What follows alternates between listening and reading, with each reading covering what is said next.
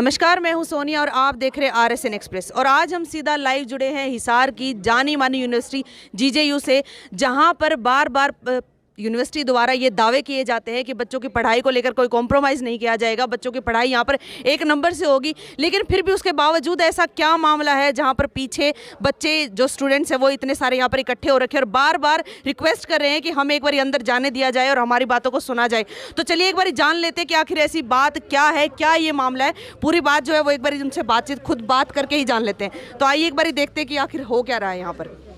भाई इसको बंद कर दे मेरे भाई, इधर साइकिल के साइड में दो वीडियो बनानी है, बनाते रहो। बेटा बताओ आखिर यहाँ पे चल क्या रहा है ये सब? मैम मेरा ना पेपर था आज 10 बजे से 1 बजे तक का, और ना कैमरा और माइक वेरीफाई नहीं हुआ। मैंने हेल्पलाइन नंबर पे फ़ोन किया, उन्होंने बताया कि बेटा दूसरा बॉक्स यूज़ कर ले। मैंने यो भी यूज़ कर लिया। फ़ोन के लिए बोला 4 फ़ोन यूज़ कर लिए मैम, एक में दिक्कत हो सकती है, 2 में, 4 फ़ोनों में दिक्कत नहीं हो सकती। और उन्होंने बोला नेटवर्क की इशू हो सकता है। मैंने नेटवर्क दूसरा यूज़ करके देख लिया, फिर भी नहीं हुआ। लास्ट में फ़ोन उठाना बंद कर दिया और दूसरे नंबर से कॉल किया, तब उन्होंने उठाया। मैंने रोल नंबर बताया, उन्होंने बोला कि आपकी अकेले की ऐसी दिक्कत कैसे आ रही है।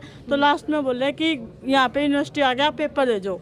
तो अभी आप यहाँ पर आए हो तो यहाँ पर कैसा रिस्पॉन्स मिला आपको? यहाँ पे मैम पहले तो इन्होंने अंदर गए, अंदर जाके उन्होंने बोला बेटा वहाँ पे पहले हमारे ऑनलाइन वालों का हमारे पास कोई सोल्यूशन नहीं है। बाद में बोले कंट्रोल ऑफिस में एप्लीकेशन दे दो, एप्लीकेशन दे दो। ये एप्लीकेशन का देखा क्या होगा, कुछ भी नहीं। तो अभी आपको अंदर जाने नहीं दिया जा रहा? अंदर तो गए थे मैम हम तो। फिर अंदर गए जब, उस टाइम पे क्या बात हुई? कुछ नहीं बोले मैम, ये ना पेपर ले रहे हैं, कुछ भी नहीं कह रहे। और ये आपका फर्स्ट पेपर था? फर्स्ट पेपर है मैम। ये बोल रहे हैं हम तो कि या तो दोबारा पेपर ले लो या फिर भाई हमारे पेपर में इतनी दिक्कत आ रही है, ऐसे तो हमारी फिर सभी पेपरों में दिक्कत आएगी, हम सभी पेपरों में फेल हो जाएंगे। इन्होंने एप्लीकेशन ली है, एप्लीकेशन पता नहीं है कब तक करेंगे, इतने तक हम टेंशन रखे जाएंगे माइंड में। तो अभी नेक्स्ट एग्जाम कब है? नेक्स्ट एग्जाम 23 को है मैम। कुछ का कब है, कुछ का कब है। अब हम क्या करें, हमारे तो दिमाग में टेंशन बैठी है, रोके रह लिए हम तो, हम करें क्या।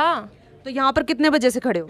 अभी आए थे मैम, ये हमसे पहले ही खड़े हैं। कुछ हम यहाँ पे आए हुए, कुछ नहीं हो रहा। PDF सबमिट ही नहीं हो रही। उसके बाद हमने इतना ट्राई किया, उसके बाद 1 घंटे में तो टाइम लगता है यूनिवर्सिटी आने में। उसके बाद वो कहते हैं अब तो टाइम गया, अब आप अपना देखो, हम रिस्पॉन्सिबल है ही नहीं, अंदर तक नहीं एंटर करने दे रहे वो। तो आप बताइए अभी आप लोग क्या चाहते हो? मैम चाहते हैं मैम कोई तो सोल्यूशन दो मैम। हम जाएंगे कहाँ? कॉलेज वाले कह रहे यूनिवर्सिटी जाओ, ये कह रहे हैं हमारी कोई प्रॉब्लम नहीं, तो हम जाएंगे मैम कहाँ, कैसे, क्या होगा? और हेल्पलाइन पे फ़ोन करते हैं, कहते हैं हमारी प्रॉब्लम नहीं है, तुमने अपलोड नहीं किया। मैम अपलोड हुआ ही नहीं, हम क्या कर सकते हैं? कह रहे हैं हमारी प्रॉब्लम नहीं है, तुम मेरी दिखाएंगे। अब भाई देखो, एक तरफ से बात तो इनकी भी सही है कि जब पहले एग्जाम में ही अगर ये हालात हैं तो क्या उम्मीद की जा रही है कि आगे के एग्जाम ये प्रॉपरली दे पाएंगे। तो साथ के साथ हमारे साथ पेरेंट्स भी मौजूद हैं, तो उनसे भी बातचीत कर लेते हैं। नमस्कार सर। नमस्कार मैम। सर आप बताइए, आप इस मामले में क्या कहना चाहेंगे? मैडम पहली बात तो ये मैं क्लियरली ये कहना चाहूँगा कि अगर GJU बच्चों के लिए ऑनलाइन कंडक्ट करने के लिए रेडी हो सकती है तो प्रॉपर अरेंजमेंट्स भी होने चाहिए। प्रॉपर अरेंजमेंट्स में जैसे किसी बच्चे का अगर फेस या आइडेंटिफाई वेरीफाई नहीं हो रही, दूसरा अगर एग्ज़ाम के बाद अगर PDF सबमिट नहीं हो रही है तो उसका कोई ना कोई अल्टरनेट तो होना चाहिए, कोई ना कोई सोल्यूशन तो देना ही चाहिए। अब बच्चे का सोल्यूशन जैसे PDF सबमिट नहीं हुआ, PDF सबमिट नहीं होने के बाद वो बच्चा यूनिवर्सिटी आता है, आने में टाइम भी लगता है, ये अपने प्रोटोकॉल को फॉलो कर रहे हैं कि इतने देर से, तो बच्चा क्या करेगा? बच्चे का री डिक्लेयर हो जाएगा। चलो एटलीस्ट बच्चा भी सेक्रीफाइस कर रहा है कि उनका री आ जाता है, एग्री, बट उनका नेक्स्ट एग्ज़ाम के लिए क्या अरेंजमेंट्स किया जाएगा? और नेक्स्ट एग्ज़ाम के लिए भी तो कोई ना कोई सोल्यूशन देना चाहिए ताकि बच्चा ईजिली और बिना स्ट्रेस के एग्ज़ाम दे सके। आखिर आप भी समझते हैं कि बच्चे फ्यूचर हैं हमारे कंट्री के, अगर ऐसे ही प्रॉब्लम आती रही तो कैसे एग्ज़ाम कंडक्ट होगा, कैसे बच्चे अपने एग्ज़ाम्स में पूर्ण रूप से सक्सेस ले पाएंगे, कैसे होगा? तो जब अंदर बातचीत करने की कोशिश की बच्चों ने तो आप भी साथ में गए हुए थे? हाँ जी, मैं एक बार बात गया था, हमारे साथ एक ऑफिसर ने बात तो की थी, मैं उनका नाम नहीं जानता, बट उन्होंने हमारी बात को सुनने के बाद ये आंसर दिया कि मेरे पास अभी इस प्रॉब्लम का कोई सलूशन ही नहीं है।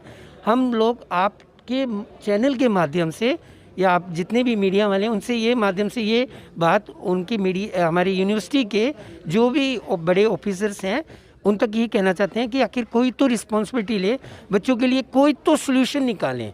ऐसा कहने से कि भी सोल्यूशन नहीं है, ऐसे तो अपनी रिस्पॉन्सिबिलिटी से पीछे नहीं हट सकते।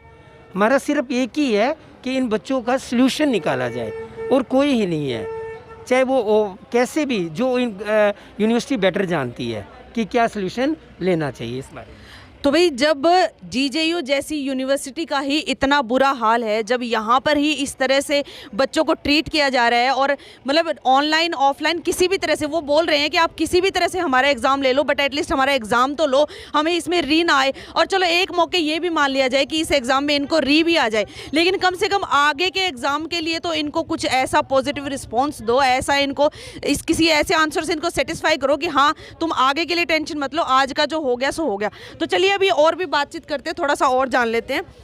तो जब आपने उनको ये चीज़ बोली होगी कि भैया आप हमारा ऑफलाइन एग्जाम ले लो, अगर ऑनलाइन नहीं हो पा रहा है, तो फिर उस टाइम पे उन लोगों ने क्या जवाब दिया? मैम हमने कहा था कि सोल्यूशन तो बहुत है, जैसे फिर से एग्ज़ाम ले सकते हैं एक हफ्ते के अंदर अंदर, या हम जीमेल पे भी सेंड कर सकते हैं अगर पीडीएफ अगर सॉफ्टवेयर पे नहीं सेंड हो रही। तो मैं तो उसी टाइम आ गया था, एग्ज़ाम ओवर होते ही 10 से 1 एग्ज़ाम था और 1 से 30 पीडीएफ अपलोड करने का समय था। उस समय तो बिल्कुल हर तरीका ट्राई कर लिया, पर पीडीएफ बिल्कुल अपलोड ही नहीं हुई। तो फिर मैं सीधा यहाँ पर आ गया, यहाँ पर इनसे बात हुई, वो कहते कि हम कुछ नहीं कर सकते, बस फिर मैं बाहर आ गया। तो सोल्यूशन भी उन्होंने कहा था कि हमारा दोबारा एग्ज़ाम ले लो, या फिर बहुत सोल्यूशन आए थे, वो कहते कि नहीं अब कुछ नहीं हो सकता, ऐसे कह रहे हैं। नहीं तो फिर जैसे मान लो कि हम सोल्यूशन हम नहीं निकाल सकते, तो फिर सोल्यूशन और निकालेगा कौन? बिल्कुल मैम, ये तो अब उनको सोचना चाहिए कि हम हमारा फ्यूचर ऐसे एकदम, ये तो कह रही है कि हम री हो जाएगी, अब री हम क्यों दें जब हम बिल्कुल ऐसे बस ये बात करने को राजी नहीं है ऐसे। तो जहाँ एक तरफ सभी ये सुनने में आता है कि जीजेयू प्रशासन की तरफ से दावे किए जाते हैं बच्चों की पढ़ाई को लेकर और उनके लिए फैसिलिटीज़ को लेकर, तो उन दावों के ऊपर ये कितने खरे उतरे हैं? दावों का तो मुझे नहीं पता बिल्कुल, मैं तो इतने आपका एक्सपीरियंस कैसा रहा? एक्सपीरियंस बिल्कुल मतलब ठीक है। अगर मैं तो ये फर्स्ट एक्सपीरियंस कर रहा हूँ इनका जो ख़राब है। पिछली बार भी इन्होंने ऑनलाइन एग्ज़ाम लिए थे, वो सही थे बिल्कुल, उसमें बिल्कुल दिक्कत नहीं आई थी, बहुत बेस्ट एग्ज़ाम थे वो ऑनलाइन के, जो इन्होंने गूगल मीट पे लिए थे, चाहे जिस तरीके से भी लिए थे, उसमें टीचर भी था, सब कुछ था, बिल्कुल बहुत अच्छा एग्ज़ाम था वो। और ये एग्ज़ाम पता नहीं जो सॉफ्टवेयर से लिया उसमें या तो सॉफ्टवेयर की दिक्कत है। अब सॉफ्टवेयर की दिक्कत ये मानने को राजी नहीं है कि कह रही है कि ये तो सॉफ्टवेयर आपको हेल्पलाइन नंबर दिया हुआ है, आप उनसे ही पूछो हमारी। तो ये कौन सा सॉफ्टवेयर है?